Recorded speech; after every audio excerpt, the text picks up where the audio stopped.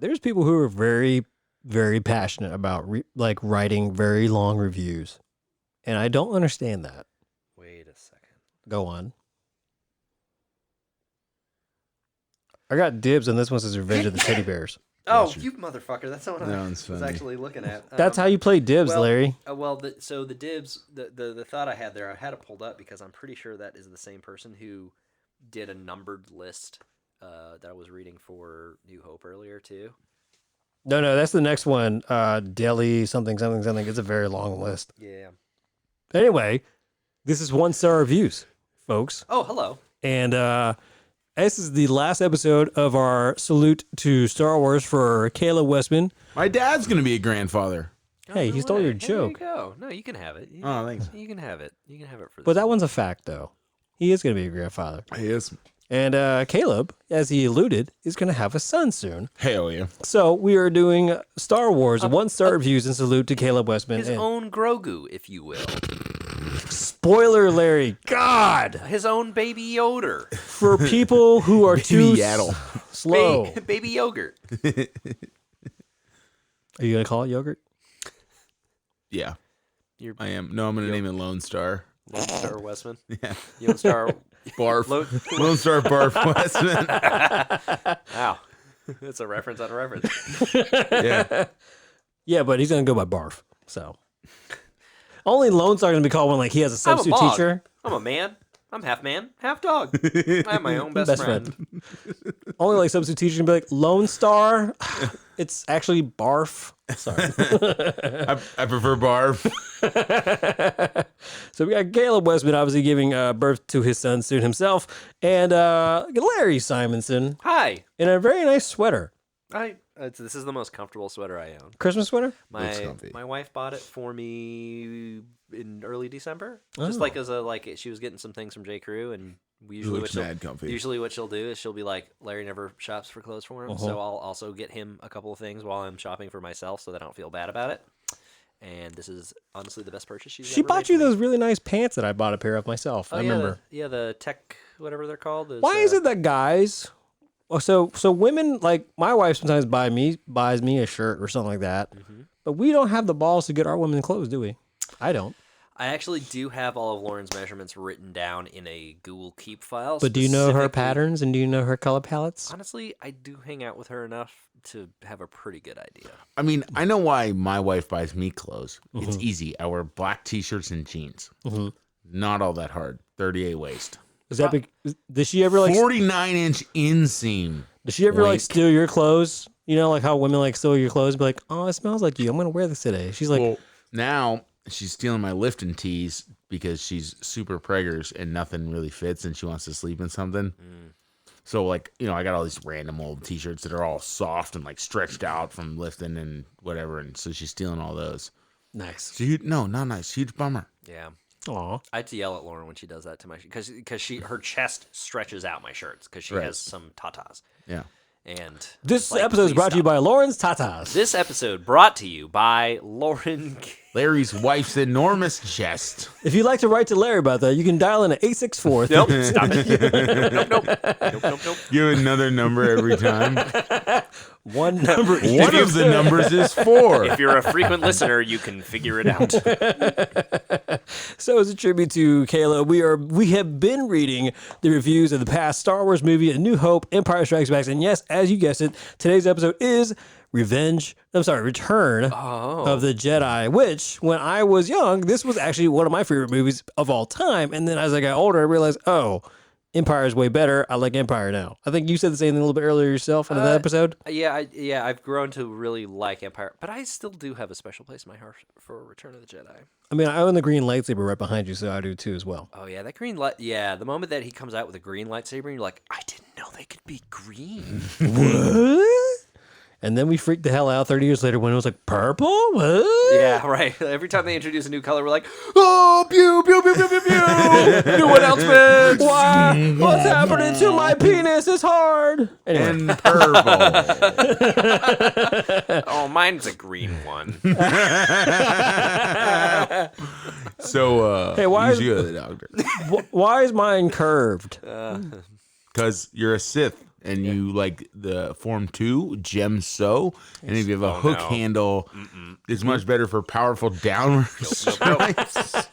Nope. Too deep. That's what she said. All right, as we move on, as we read the 1-star reviews and 2 stars and so on of Return of the Jedi from IMDb, Revenge of the Teddy Bears. How can any adult who enjoyed Star Wars and The Empire Strikes Back possibly find anything entertaining or even interesting about this abysmal, unimaginative travesty? A genuinely bad movie, truly awful in every possible way. Jedi features a screenplay aimed squarely at 4-year-olds and absolutely terrible acting with understandably embarrassed cast. In addition, the film offers us the shoddiest array of cheap, plastic-looking space aliens since Irwin Allen's Lost in Space TV series. Aww. Yes, I realize that this is a very cheapness that endears the movie to the legion of Kish-loving fans, but as a direct follow to Empire, one of the most entertaining and innovative fantasy movies of the last 20 years, Jedi comes out and particularly insulting spit in the face of George Lucas and those god-awful teddy bears. Is there anyone out there, over the age of 4 that is, who doesn't cringe in horror at just the mere thought of those monstrously cute creatures? Wow. I did go through a period as a teenager where I was like, these Ewoks are kind of a bit much. They are a bit like, much. I've kind of come back around to them again.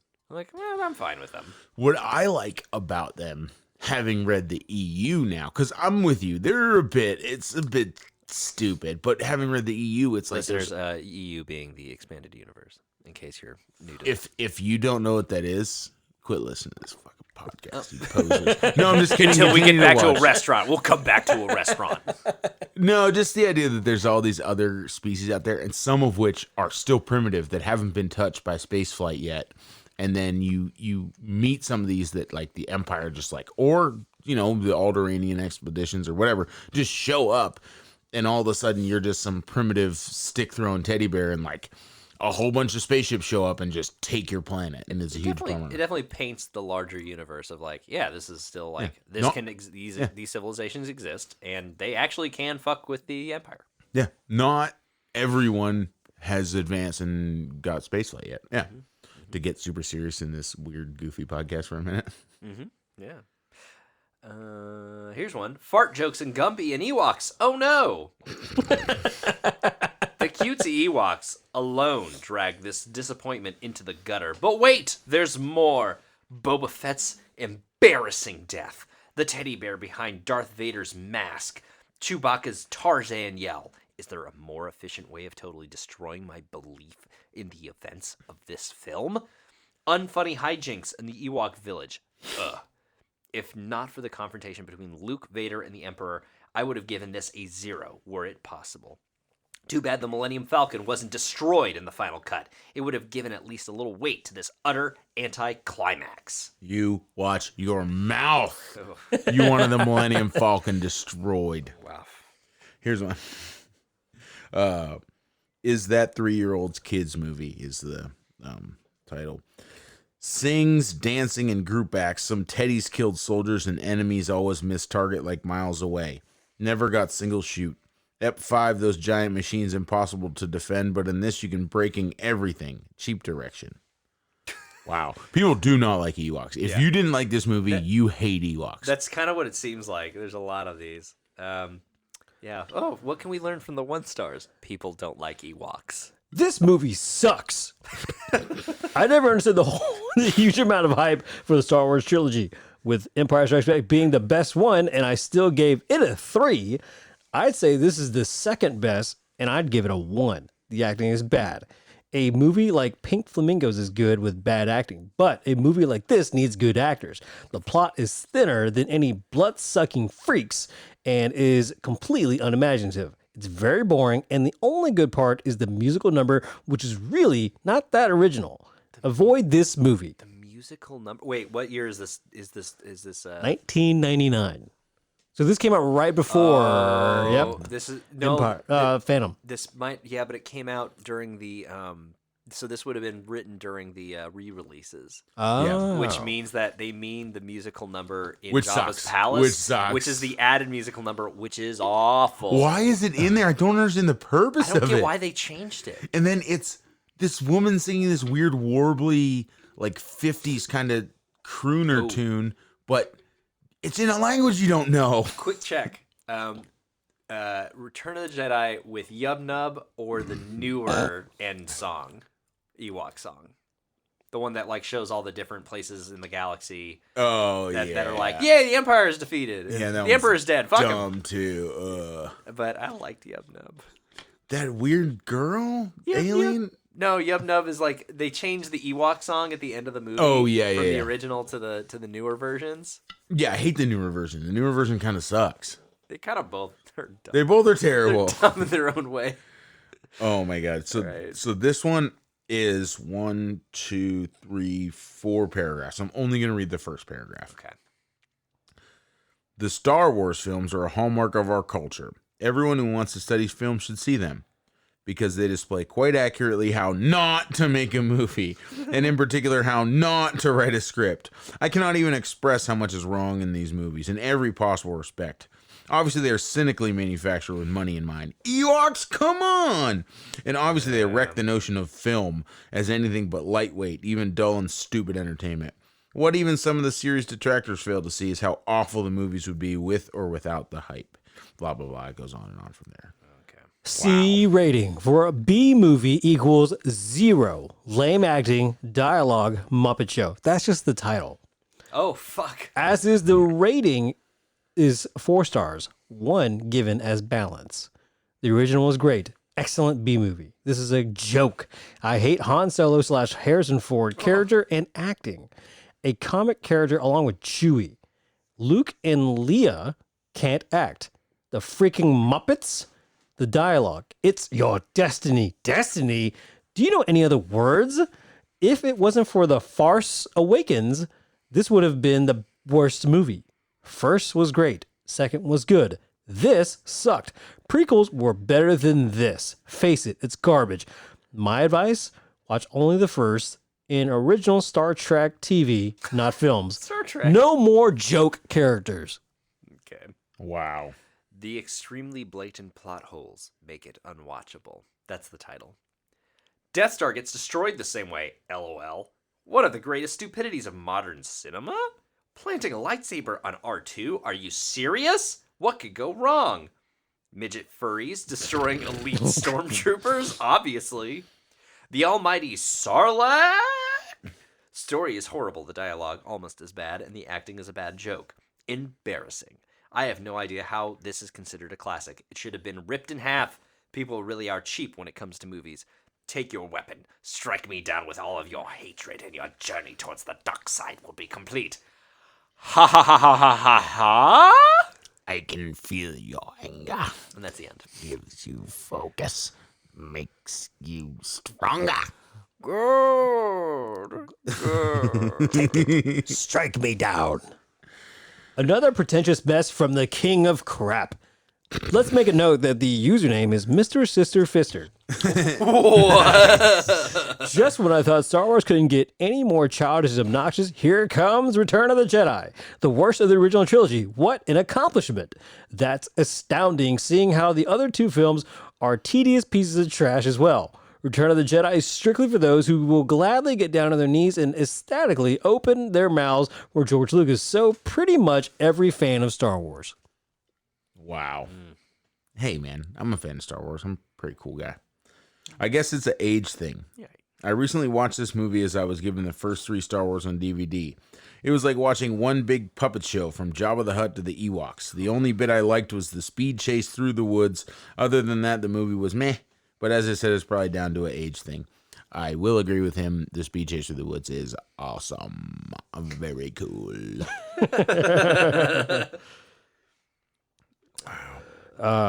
Warning, spoilers.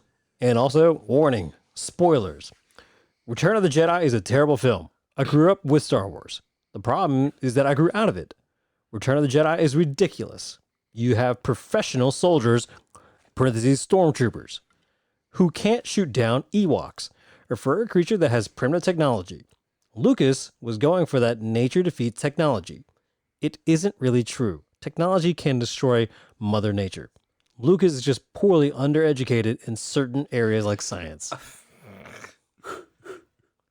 Okay. That'll teach him. It's a movie about space battles, man. They're not trying to get the science right. Yeah. No, it's kind of like, if you ever watched The Happening, how nature's gonna kill us. Fuck that. Take that, Wahlberg. What? I haven't seen the movie. Spoiler. I don't know what you're talking about. Spoiler. Oh, all right. This one's. It's just Wahlberg going, what the fuck's going on? Yeah? The fuck? Why's the fucking air attacking me, dog? Ah, fuck. 2 hours later, fuck, I'm dead. All right, movie end. Oh man, these are funny. These are really funny. Everyone hates the Ewoks. If they didn't like this movie, they hate the Ewoks. God damn. Well, here's a critical review from Pat Gibbs, writing in the Telegraph in 1983, the day after the film's UK release. The Empire Strikes Back of 3 years later was the expected sequel of comparable technical efficiency, but no longer seeming so original. And it is with some alarm that I read now that Return of the Jedi, which completes the trilogy, by no means brings the series to an end. For a new film, the former flair and invention are lacking, making the prospect of the two more trilogies planned on the same lines very daunting. Yeah, okay, I thought that Lucas at one point said, "Oh, there's going to be 9 movies," real early on. He did, yeah. Yeah. While a certain amount of drama is found in these revealing scenes, it is somewhat dissipated in the romantic relations between Leia and Solo, which result from Luke disclosing that Leia is his sister. The dialogue given to the lovers is laughable, and their performance matches it. So what is presumably intended as a great romantic finale comes to little, which might equally be said of the film as a whole. The appeal, perhaps, will be the strongest to the young. The invited audience at the press show was predominantly juvenile. Mixed feelings.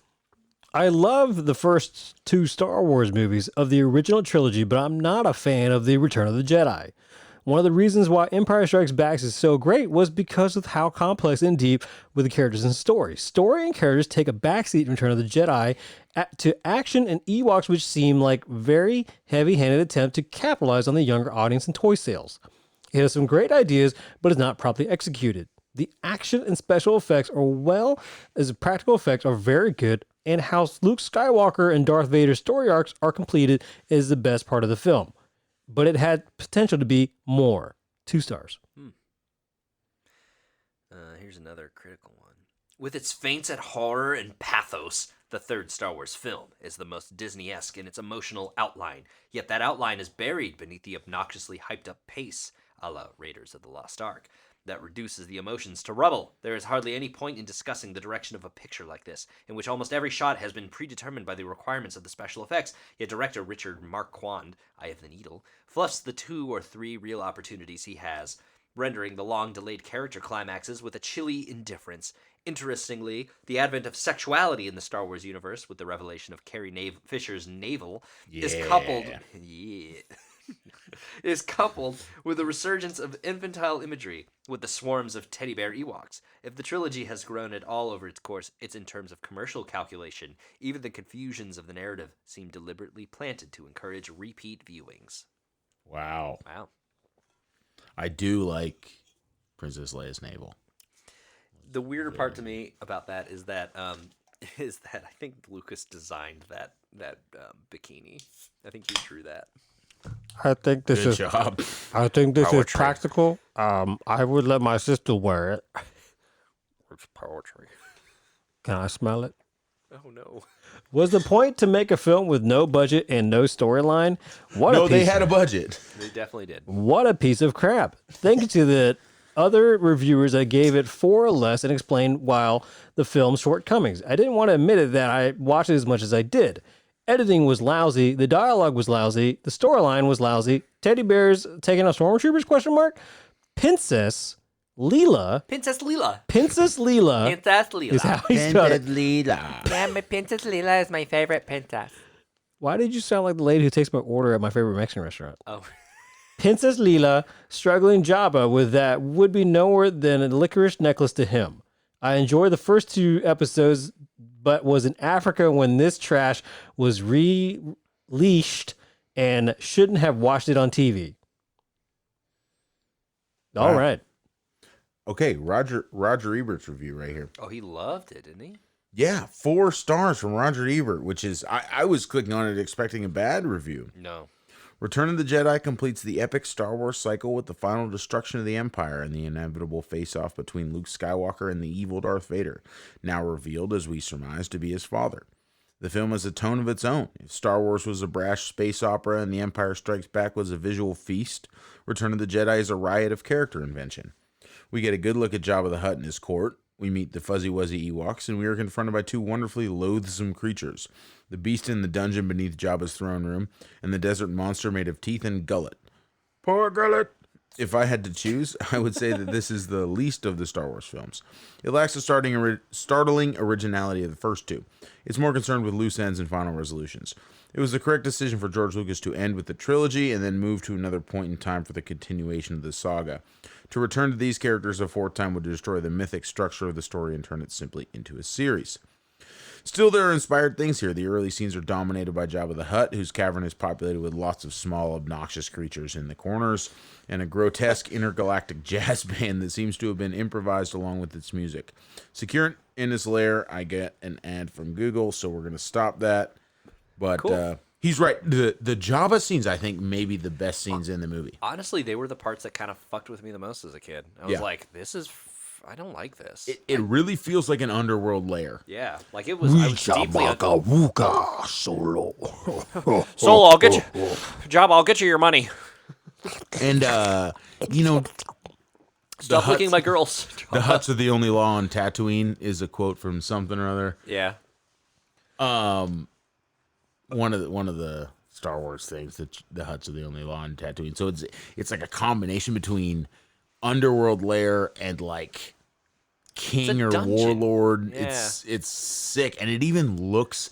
I don't know where that location was where they filmed that, but it even looks like it's a some set. Turkish warlord. I think it's a set. You know what I mean? It looks like some like 1700s Arabian like. It looks like the jail from Monty Python. No, not Monty Python. Robin Hood Men in Tights, like the beginning of it. Yeah. Where he's like he's in like a Turkish prison. Yep. Yeah, those are my favorites. Overrated. Ewoks. 3 exclamation points. Pants. Overrated Pants? drivel. I don't. Yeah, they wrote pants. Pants. Period. Why isn't Overrated Chewie drivel. wearing them? A rehash of the first 2 with Ewoks. Furry little rodents. Thank God Lord of the Rings has finally displaced the mediocre trilogy. Enough said. Displaced it for whom? Yeah, I kind of like both trilogies. Same. If we're being real. I've been watching Lord of the Rings lately. We rewatched all of the Hobbit trilogy over the break. Those aren't very good. It wasn't bad if you kind of just watch it as one long ass 9-hour movie. To be honest, And it doesn't even take 9 hours to read the book. kind of works. You have to watch I as if didn't hate it. you have to watch as if you've wasted your time on the other 2. It contains the only scene that saves the whole trilogy. Which is Princess Leia in a golden bikini on a chain. No, it makes it, no. Let him the, speak, The let him whole sentence makes it gross. Princess Leia in a gold bikini on a chain. Yeah. Like the on a chain part. Come on. Can you, no, Let's you not got- pretend we hey, don't you know what gotta- he's talking you've about. got- you've got, stop. You've got to read that. Guys, if you want to complain, write to Andrew, Larry no. Simon. Andrew, you've got to reread that sentence, but like in a much grosser tone. Do your George Lucas impression. It contains the only thing that saves the whole trilogy. Princess Leia in a golden bikini on a chain. Oh no. The scene where they the scene where they escape from Jabba the Hutt and Leia jumps back and forth in that skimpy outfit. You can turn it. And then she chokes him to death. You can turn it off right there. Afterwards, it's just a bore. Better yet, you can skip the first 2 movies completely. You won't lose anything. So skip the first 2 movies, watch one scene, and then that's it. Just watch this one scene with Princess Leia in her bikini. Don't watch any more of these movies. Wow. Oh my god. What's his favorite movie? What else is he rated? Oh man, this guy's name is Idiot Off. So you can look him up and find out. Yeah, so I mean, when I was a kid, yeah, I loved Return of the Jedi. I thought it was really fun. I mean, it was definitely wacky and weird with all the characters, but you know, at the end of the day, like, Oh, there's something about the last scene that I just still love with the fight scene and the whole Luke, let me see your face with my own eyes. yeah, when he takes off Darth Vader's mask. Look at you once with my own. It's pretty good. It's a pretty good moment. And then it's not And then James it's- Earl Jones and then underneath, and you're like, what? And that's the kind of the like John Williams killing it with the music at that point. Oh, where yeah. where he plays the Imperial March, but like this like kind of just like 3 violins essentially. Yeah, and playing it's just such a redeeming, like, I don't know if you call it like It's the just key sad. that He's it's in, just but a it's just sad old man. redeeming. Oh, man. Fantastic. There is another. Which, that was such a weird, dark scene. Because the red light really just comes out of nowhere. For what now? the scene where When he's like Yoda's leaving. dying. Yeah, like, Oh, yeah, yeah. and then like, he's, something saying, like, Ben's like, that's Empire Strikes Back, no, it's Return of the Jedi. where Luke is flying away to go fight Darth Vader. That's Empire Strikes Oh, Back. you're right. Well, what's the Empire Strikes one? Back. He says something else though. There's like a scene anyway, but the whole there like is another, and then he dies. No, that's Return. Yeah, that's Return. He dies in Yeah. Return. Yeah, that's in Return. yeah. So it's like the whole like. I remember seeing that as a kid. I didn't really get it, and then I read some of the expanded universe, the legends now as they call it in the Disney lore, and I was like, oh, he was alluding to Leia. Neat. And then You find that out in the movie. The Well- Force is strong in my family. I wasn't very smart as a kid, Larry. Thanks for rubbing that in. You're not very smart as an adult either. I know how to set up a podcast, though. Wait, that doesn't say much for people to podcast. I don't know how to set up a podcast. But I remember when I was like a young kid too, I like looked at the title, didn't really think much of it, and then I was like, oh, is Return of the Jedi about Luke or is it about Anakin? I know things. No? Not gonna give me that one? All right, fine. Fuck you, Larry. No, I mean, once the prequels came out, I mean, the whole thing is like one large arc about Anakin, I suppose. It's a poem. Yeah, it's poem and rhymes. Mm-hmm. It's about parents and our relationships with our fathers. So we've talked about in the other episodes like how New Hope had a bunch of digital scenes added to it. Oh yeah. What were the ones for Empire? Uh, We didn't talk about that in the last episode we just had. Empire didn't have too many. It really They didn't. added in Ian McDermott as the Emperor. Right, as opposed to the original guy that looks original crazy wonky face eye. Original woman. That's Is it a woman? No, it's a dude. It's a woman in a hood, and they used a guy's voice. Oh, Because okay. they were trying to In Empire. in Empire. Like But the in original. Return, who was it in Return?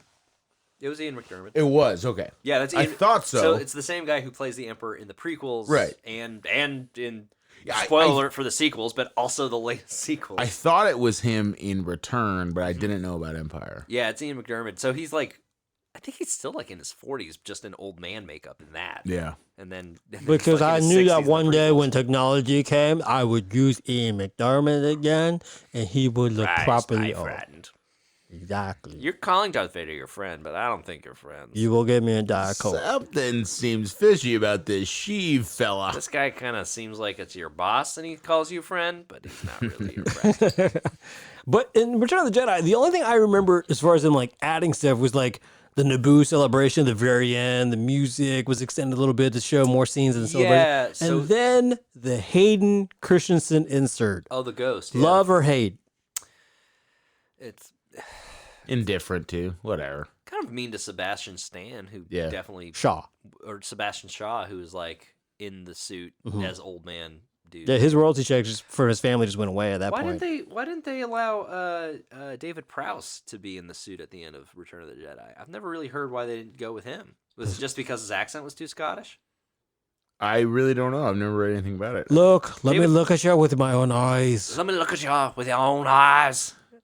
I don't know if you've ever seen any of the like. We're New losing Hope- all the listeners in Ireland right now. Oh, sorry. Yeah, I don't know if you've ever seen the New Hope footage before they used James Earl Jones. James Earl Jones's voice, so you just hear the guy muddled underneath the helmet. Yeah, David Prowse has a very thick accent. It's like sabers, are we gonna beat you there? What you laughing at there, Luke? I'm your da. Luke, I'm your da. You sound like Marty McFly in the third Back to the Oh Future. yeah, it's like a really bad. Oh hi, Lucky Charms! Look at your strange shoes, your moccasins. Oh man, this Got a is good feeling about him, Maggie. this is heavy. Look at him driving around in that DeLorean with the old man. Join me together. We can rule the galaxy together as father and son. William Wallace killed 50 men. Let me look at you with my own eyes. Well, you know Upon ya. why? You know why they couldn't use Prowse? Because he couldn't have that one good line in Return of the Jedi. Sister. No! Sorry. I don't know why. Just that. You have a twin sister. Like a good Catholic boy. How come Vader never felt Leia's like essence and presence in the first two movies before that revelation? Because I have distance a- still matters. Oh, I also have an answer for that. Okay, go. Because George Lucas hadn't written that he was his sister yet. Yes, I had written that. I didn't know what I was wanting to do. All right, buddy. You do good impressions, but your Lucas isn't any good at all. Not a good one. You will give It's me a weirdly Diet Coke. Are you slowly becoming Charles Barkley right now? Hey, look, I really like Star Wars movie, but my favorite character, you would think it'd be Lando Calrissian, but no, it is R2-D2, because for a little guy, he can really get around and put his... Why would I think it was Lando? Don't make me say. This is... Return of the Jedi 1-star reviews with Larry Simonson, Caleb Westman, and me, Andrew Van. You give us a subscribe and like whatever you're listening to our voices on right now. Apple, iTunes, Google Play, iHeartRadio, Spotify, all the rest right there. And we'll keep doing more episodes. And in the meantime, Caleb's going to be a dad. That's going to be badass. Can't wait for that. And Oh, you're gonna be like the Rancor dad, like the Rancor trainer. If my kid's as big as a Rancor, I'll be pumped. Dude. He's I like, want him he's to like, play yeah, football." kill that Luke guy. no, dude, if your kid, Oh no, the door! if your kid's that big, I can see Caleb being the next, what is it, Lamar Ball. Like LeVar Ball? just raising your kid and talking Never lost. I pick up a basketball now, MJ, right now. $4 million right now. Caleb's gonna be a great dad. I can't wait for that to happen. Larry, I assume you approved his PTO for his time of leave. Oh, just pay me what you've been paying him. Oh, okay. I'll give him a cup of hot cocoa, but I'll send it in the packet cold. All right, this has been 1-Star Reviews Star Wars Trilogy, the OT. I don't know why I said OT. It doesn't make sense, right? Does it make sense? Trilogy. Original trilogy. Oh, okay, everyone gets it. If you're not, nerd.